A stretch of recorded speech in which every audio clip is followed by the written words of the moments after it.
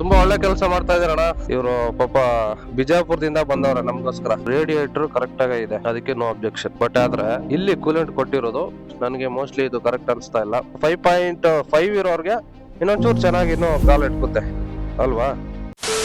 ನಮಸ್ಕಾರ ಎಲ್ರಿಗೂ. ನಾನ್ ನಿಮ್ ಕಣ್ ಮುಂದೆ ತಗೋ ಬಂದಿರೋದು ಒಂದು ಹೊಸ ಬೈಕ್.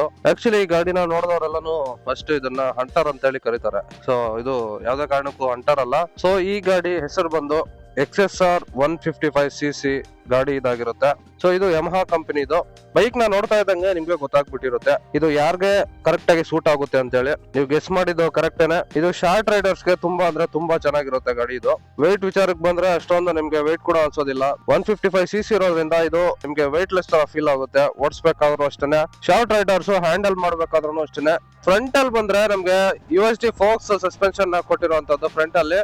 ಆಮೇಲೆ ರೇರ್ ಅಲ್ಲಿ ಬಂದ್ರೆ ಇದನ್ನ ಸಿಂಗಾರಂ ಸಸ್ಪೆನ್ಷನ್ ಅಥವಾ ಲಿಂಕ್ ಸಸ್ಪೆನ್ಷನ್ ಅಂತ ಹೇಳಿ ಕರೀತಾರೆ. ಈ ಸಸ್ಪೆನ್ಷನ್ ಇರೋದ್ರಿಂದ ನಮ್ಗೆ ಕಂಫರ್ಟ್ ಅನ್ನೋದು ಸ್ವಲ್ಪ ಚೆನ್ನಾಗಿ ಸಿಗುತ್ತೆ. ಸೊ ಗಾಡಿಯಲ್ಲಿ ಇವಾಗ ಪಿಕಪ್ ಯಾವ ತರ ಇದೆ ಅಂತ ನೋಡೋಣ. ಬೈಕಲ್ಲಿ ಆಕ್ಚುಲಿ ಈಗ ಇಬ್ರು ಇದ್ದೀವಿ, ನಾನು ನಮ್ ಫ್ರೆಂಡ್ ಪಿಲಿಯನ್ ರೈಡರ್ ಕೂಡ ಇದ್ದಾರೆ. ಇಬ್ರು ಕುತ್ಕೊಂಡಿರೋದಕ್ಕೆ ಯಾವ ತರ ಪಿಕಪ್ ಇರುತ್ತೆ ಅಂತ ನಾವು ನೋಡೋಣ ಫಸ್ಟ್.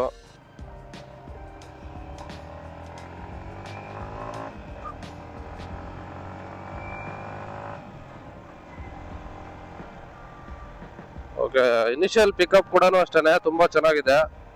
ಬೇರೆ ಬೈಕ್ಗಳಿಗೆ ಕಂಪೇರ್ ಮಾಡ್ಕೊಂಡ್ರೆ ಈ ಸೆಗ್ಮೆಂಟ್ ಅಲ್ಲಿ ಅಂದ್ರೆ ಈ CCI ಸೆಗ್ಮೆಂಟ್ ಅಲ್ಲಿ ಸ್ವಲ್ಪ ಈ ತರ ಪಿಕಪ್ ಕೊಟ್ಟಿರೋದು ನಾನು ಫಸ್ಟ್ ಟೈಮ್ ನೋಡ್ತಾ ಇರೋಂಥದ್ದು. ಸೊ ಈ ಗಾಡಿಯಲ್ಲಿ ಪವರ್ ವಿಚಾರಕ್ಕೆ ಬಂದ್ರೆ 18.4 PS ಹಾಗೇನೆ 14.2 ನ್ಯೂಟನ್ ಮೀಟರ್ ಟಾರ್ಕ್ ಅನ್ನೋದು ಈ ಬೈಕ್ ಪವರ್ ಪ್ರೊಡ್ಯೂಸ್ ಮಾಡುತ್ತೆ.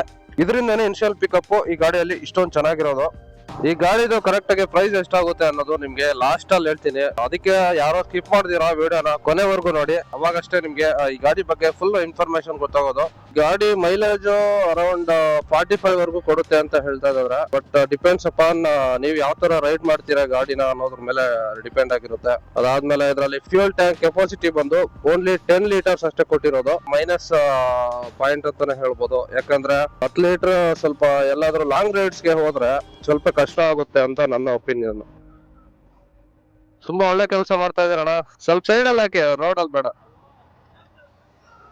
ಹೌದಾ. ನನ್ ಕಡೆಯಿಂದ ಎಲ್ರಿಗೂ ಒಂದು ಕೈಂಡ್ ರಿಕ್ವೆಸ್ಟ್. ಈಗ ಬೇಸಿಗೆ ಕಾಲ ಸ್ಟಾರ್ಟ್ ಆಗಿರೋದ್ರಿಂದ ನಿಮ್ಮ ಮನೆಗಳ ಮೇಲ್ಗಡೆ ಒಂದು ಅಟ್ಲೀಸ್ಟ್ ಒಂದು ಬೌಲ್ ಅಲ್ಲಿ ಸ್ವಲ್ಪ ನೀರು ಇಡೋದಕ್ಕೆ ಟ್ರೈ ಮಾಡಿ. ಪಕ್ಷಿಗಳು ಅವು ಇವು ಬಂದು ಅಟ್ಲೀಸ್ಟ್ ನೀರು ಕುಡ್ಕೊಂಡು ಹೋಗ್ತಾ ಇರ್ತವೆ.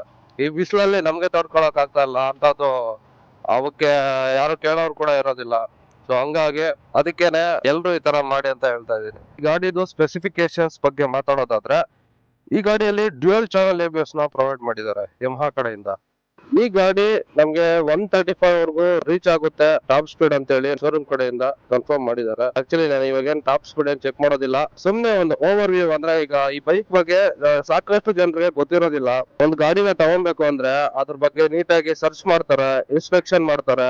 ಸೊ ಅದೇ ರೀತಿ ಯೂಟ್ಯೂಬ್ ಅಲ್ಲಿ ಒಂದು 10 ಕಡೆ 10 ವಿಡಿಯೋಗಳು ನೋಡ್ತಾರೆ, ಅವಾಗ ಡಿಸೈಡ್ ಮಾಡ್ತಾರೆ. ಸೊ ಹಂಗಾಗಿ ನೀವು ಬ್ಲೈಂಡ್ ಆಗಿ ಮಾತ್ರ ಯಾವ್ದೇ ಗಾಡಿಗಳು ತಗೋಬೇಡಿ. ಸೊ ಒಂದು ಸರಿ ಟೆಸ್ಟ್ ಡ್ರೈವ್ ಮಾಡಿ, ಮಾಡಿದಾದ್ಮೇಲೆ ಆ ಬೈಕ್ ನ ನೀವು ಎಕ್ಸ್ಪೀರಿಯನ್ಸ್ ಮಾಡಿ ನಿಮ್ಗೆ ಕಂಫರ್ಟ್ ಆದ್ರೆ ತಗೊಳ್ಳಿ. ಸೊ ಸುಮ್ನೆ ಗಾಡಿ ತಗೊಂಡ್ಬಿಟ್ಟು ಚೆನ್ನಾಗಿಲ್ಲ ಅದು ಇದು ಅಂತ ಮತ್ತೆ ನೀವೇ ಸಫರ್ ಆಗೋದು. ಇನ್ನು ಬೇರೆ ಬೇರೆ ಎಲ್ಲಾನು ಅಪ್ಡೇಟ್ ಮಾಡ್ಬೋದಾಗಿತ್ತು. ಏನಂದ್ರೆ ಹ್ಯಾಂಡಲ್ ಬಾರ್ ಆಗಿರ್ಬೋದು, ಹ್ಯಾಂಡಲ್ ಬಾರ್ ಚೂರು ಡಿಸೈನ್ ಕೊಟ್ಟಿದ್ರೆ ಅಟ್ರಾಕ್ಟಿವ್ ಆಗಿ ಚೆನ್ನಾಗಿ ಕಾಣಿಸಿರೋದು ಅಂತ ನನ್ನ ಒಪಿನಿಯನ್. ಅದು ಬಿಟ್ರೆ ನೆಕ್ಸ್ಟ್ ಮಿರರ್ ಕೂಡ ಅಷ್ಟೇನೆ. ಮಿರರ್ ನಾರ್ಮಲ್ ಆಗಿ ಕೊಟ್ಟಿದ್ದಾರೆ. ನಾರ್ಮಲ್ ಆಗಿ ಕೊಡೋ ಬದಲು ಸ್ವಲ್ಪ ಸ್ಟೈಲಿಶ್ ಆಗಿ ಕೊಟ್ಟಿದ್ರೆ ಒಂದ್ ಸ್ವಲ್ಪ ಯೂನಿಕ್ ಆಗಿ ಕಾಣಿಸ್ತಾ ಇತ್ತು. ಎಲ್ಲರೂ ಸಹ ಚೂಸ್ ಮಾಡೋದು ಫಸ್ಟ್ ಆಫ್ ಆಲ್ ಡಿಸೈನ್, ಆಮೇಲೆ ಮೈಲೇಜ್ ನೋಡ್ತಾರೆ, ಅದಾದ್ಮೇಲೆ ಆಬ್ವಿಯಸ್ಲಿ ಪವರ್ ನೋಡ್ತಾರೆ. ಇದೆಲ್ಲ ಒಂದು ಕಾಂಬಿನೇಷನ್ ಆಗಿ ಒಂದು ಗಾಡಿ ಸಿಕ್ಕಿದ್ರೆ ಯಾರ್ ತಾನೇ ತಗೊಳ್ದಿರ ಇರ್ತಾರೆ. 155 ಸೆಗ್ಮೆಂಟ್ ಅಲ್ಲಿ ಇದೊಂದು ಬೆಸ್ಟ್ ವೆಹಿಕಲ್ ಅಂತಾನೆ ಹೇಳ್ಬೋದು. ಯಾಕೆ ಅಂದ್ರೆ ಇದರಲ್ಲಿರುವಂತ ಪವರ್ ಹಾಗೇನೆ ಇನಿಷಿಯಲ್ ಪಿಕಪ್ ಎಲ್ಲಾನು ಸಹ ತುಂಬಾ ಚೆನ್ನಾಗಿದೆ. ನಾನು ಕೂಡ ಒನ್ ಡೇ ರೈಡ್ ಮಾಡಿ ಟೆಸ್ಟ್ ಡ್ರೈವ್ ಮಾಡಿ ಎಲ್ಲ ನಿಮ್ಗೆ ಎಕ್ಸ್ಪೀರಿಯನ್ಸ್ ಮಾಡ್ತಾ ಇರೋಂಥದ್ದು. ಟೆಸ್ಟ್ ಡ್ರೈವ್ ತೋರಿಸ್ತೀನಿ ಬನ್ನಿ ಇವಾಗ. 140/70R17 ಅಂತ ಇದೆ.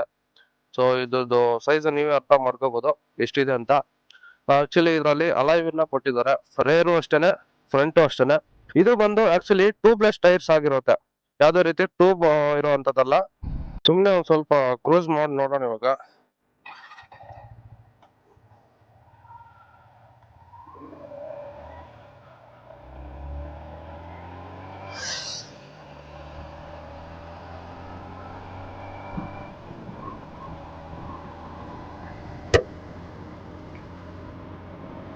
ಆರಾಮಾಗಿ ಇದ್ರಲ್ಲಿ ಒಂದು 80-90 ಕ್ಲೋಸ್ ಮಾಡ್ಕೊಂಡು ಹೋಗ್ಬೋದು ಹೈವೇಗಳಲ್ಲೆಲ್ಲ.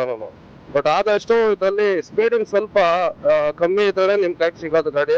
ಇಲ್ಲಾಂದ್ರೆ ಒಂಚೂರು ಎಳ್ಕೊಂಡು ಹೋಗ್ಬಿಡುತ್ತೆ ಸೈಡ್ಗೆ. ಅಂದ್ರೆ ಶಾರ್ಟ್ ರೈಡ್ ಅಷ್ಟೇ ಓಕೆ. ಬಟ್ ಐಟಿನವ್ರು ಯಾರಾದ್ರು ಓಡಿಸ್ತಾ ಇದ್ರ ಅವ್ರು ಒಂಚೂರು ನೋಡಿ, ಇಲ್ಲಿ ನಾನು ಇವಾಗ ಫುಲ್ ಬೆಂಡ್ ಆಗಿದ್ದೀನಿ. ಬೆಂಡ್ ಆಗಿರೋದಕ್ಕೆ ಒಂಚೂರು ಇಲ್ಲಿ ನಂಗೆ ಇಲ್ಲೆಲ್ಲ ನೋವಾಗುತ್ತೆ. ಕಾರ್ನರ್ಸ್ ಮಾಡೋವಾಗ ಒಂಚೂರು ಕೇರ್ಫುಲ್ ಆಗಿ ನೋಡ್ಕೊಂಡು ಓಡಿಸ್ಬೇಕಾಗುತ್ತೆ. ಇದು ಹಾರನ್ ಕೂಡ ಅಷ್ಟೇ ಜಾಸ್ತಿ ಏನು ಲೌಡ್ ಇಲ್ಲ, ಡೀಸೆಂಟ್ ಆಗಿದೆ ಅಷ್ಟೇ.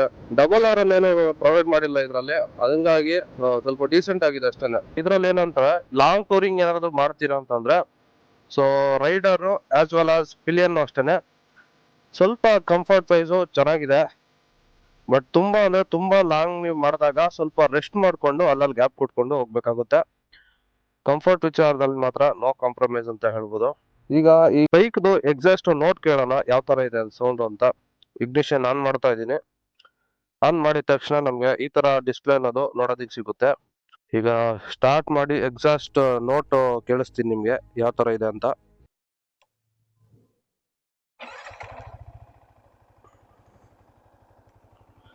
ನೋಡಿ ನಾನು ಸ್ಟಾರ್ಟ್ ಮಾಡಿದ್ದೀನಿ, ಸ್ವಲ್ಪ ರೇವ್ ಮಾಡ್ತೀನಿ ನೋಡಿ.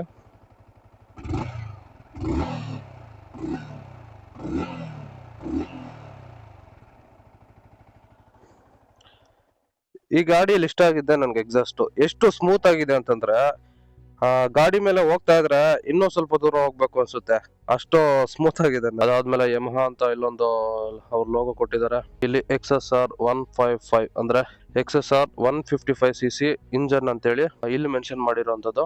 ಈಗ ಫ್ರಂಟ್ ಹೋದ್ರೆ LED ಹೆಡ್ ಲ್ಯಾಂಪ್ ನ ಕೊಟ್ಟಿರೋದು ಇವರು, LED ಲೈಟ್ ನ ಕೊಟ್ಟಿರೋದು. ಈ ತರ ಒಂದು ಆಫರಿಂಗ್ ಟೈಪ್ LED ಕೊಟ್ಟಿದ್ದಾರೆ. ರೇರ್ ಅಲ್ಲಿ ತೋರಿಸ್ತೀನಿ ಯಾವ ತರ ಇದೆ ಅಂತ ಹೇಳಿ ಡಿಸೈನು.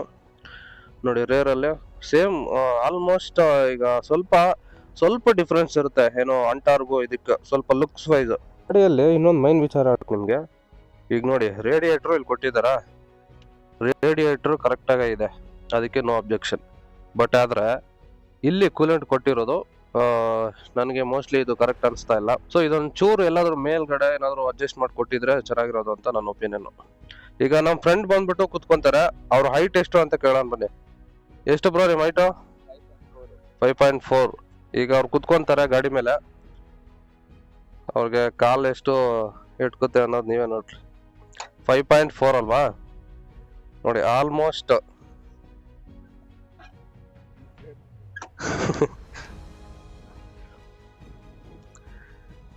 5.4 ಹೈಟ್ ಅಲ್ಲಿ ನೀವೇ ನೋಡ್ಕೊಬಿಡಿ. 5.5 ಇರೋರ್ಗೆ ಇನ್ನೊಂಚೂರು ಚೆನ್ನಾಗಿ ಇನ್ನೂ ಕಾಲ್ ಇಟ್ಕುತ್ತೆ ಅಲ್ವಾ?